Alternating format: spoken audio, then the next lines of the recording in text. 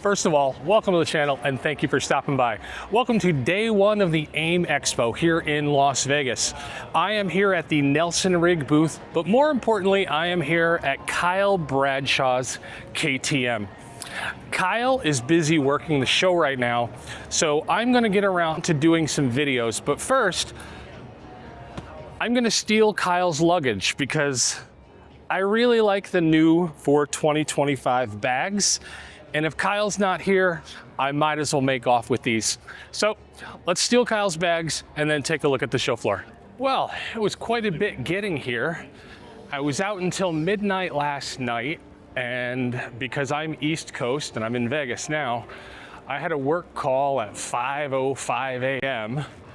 and spent up until the last 30 minutes on that. But I'm finally here after making a mad dash through the MGM onto the monorail.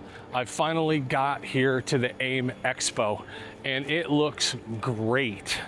When I was here yesterday, everybody was still setting up, various states of plastic on the ground, things still being uncrated. But today it looks impeccable, absolutely amazing. I'm not sure what I should look at first. I think I'm just gonna make a little loop, see what is interesting. I know there are a lot of interesting companies here. I saw a lot of beautiful bikes yesterday and other ATV equipment, but I'm obviously here to look at the bikes. This is why I flew all this way. I will catch up with you soon. All right, we were in here a few minutes ago, had some breakfast, said hello to the Nelson Rig folks, but it has begun. The doors are open at Aim Expo. I don't know if you can hear me. It is incredibly loud. I should probably not be yelling myself, but the day begins. I can't wait to stop by and see everything. All right, so we can hear again. Or I've gone deaf from all the music that was playing and it's still playing, I just can't hear it anymore. It is going to be a great day for me.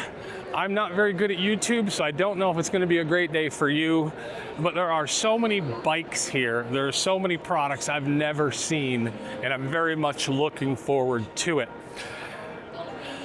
Oh, drag specialties. Let's look at some custom bikes.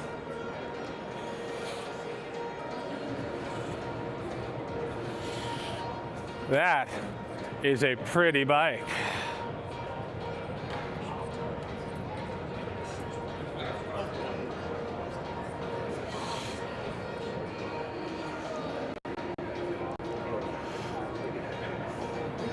I've not seen that much metal flake paint since the 70s.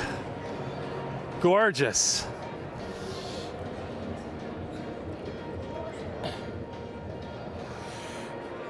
This is something I've never actually sought out, and that's custom bikes. There are a lot of custom bike shows in New York State, very popular. I should make the effort to go see one because it's pretty amazing seeing the effort people put in to taking a gorgeous motorcycle and either making it better looking, or let's just say making it their own, making it special. Like this right here, I'm gonna admit, gold is not my thing. This bike is not tricked out the way I would do it in any way, shape, or form.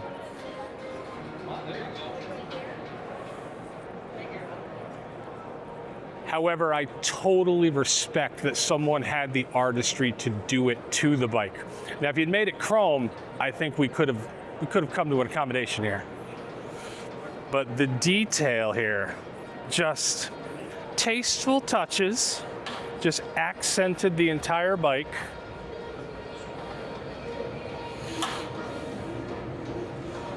Very, very impressive. Looks like we're a lot more stock here. Just some burnished orange touches, but honestly, not a lot. Compared to the other bikes, that one has barely been touched, but perhaps they're still working on it. Here we go. Now this looks classic and mostly original. This is definitely the most attractive Royal Enfield I've ever seen.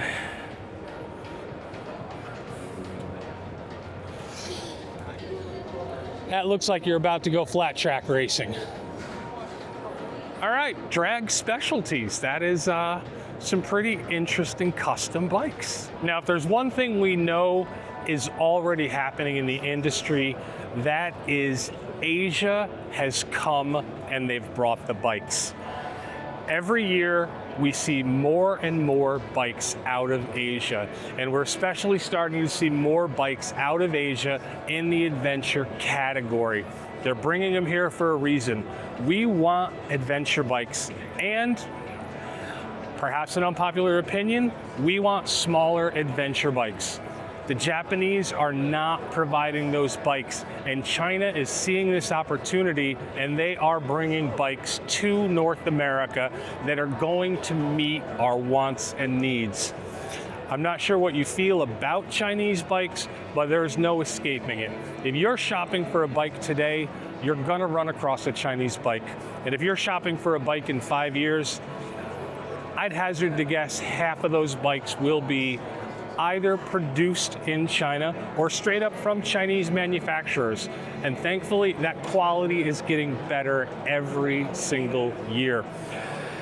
Now, obviously, I am a lover of the small ADV market, and I will be stopping at every small ADV bike I see. And the first one I'm seeing right here is the DF300 RTA at the CRT Moto Inc. booth. And it looks like a full-featured, very small 300cc adventure bike. Now, I know what most people say. It's a Chinese product. I don't have a lot of confidence in that. And to that I say, half the bikes made by Honda, KTM, etc., they're Chinese bikes. We've been buying Chinese quality, and now let's take a look at what a Chinese-made bike with a Chinese brand looks like quality-wise. Right off the bat, this is something I'm seeing with Chinese bikes. It just comes with everything you need. Handguards are here, engine protection is here, the boxes, they're already here. We've seen this with CF Moto, we've seen this with CSC bikes. Unlike traditional manufacturers where they want you to purchase the bike and then do your aftermarket shopping, which, hey, I love that. I pick my aftermarket products and I put them on my bike. As a way to deliver value, the Chinese manufacturers are saying, we know you want luggage, we know you're gonna need some crash bars, we're just gonna put them on the bike, and when you get your bike, it's going to have them. Now, as well, nearly everything is made in China, there does not appear to be any difference in quality for the bags that come on this bike that you would go and purchase elsewhere. These are the same heavy-duty quality that my Suzuki V-Strom bags were. I'm gonna say this is the only concern that I have with the Chinese-made bikes I've seen. The brake components, I'm not getting the feeling that these are quite up to the quality that we're accustomed to out of Japan or even out of India. This bike is obviously built to a, let's just say, inexpensive plan. It has everything you need. I'm not seeing, aside from some welds that are, a little haphazard and some that are quite good. Ooh, we're still running carburetors. Baby's got a petcock on her. That is surprising. Like, if we look at the metal here, that may not be coming through on camera, but I'm not getting a feeling of quality here. This is not giving me the comfortable feeling that a CF Moto does. Now, I know that Dongfeng makes a bazillion motorcycles, and I'm gonna say this one right here doesn't look like it's quite ready for the North American market. But I'm saying that as someone who owns expensive bikes. At the price this will probably come in at, most people probably not gonna have any problems with it at all, and it's not a bad looking bike. Being choked by my ID. I did have an absolutely great time on day one at the Aim Expo.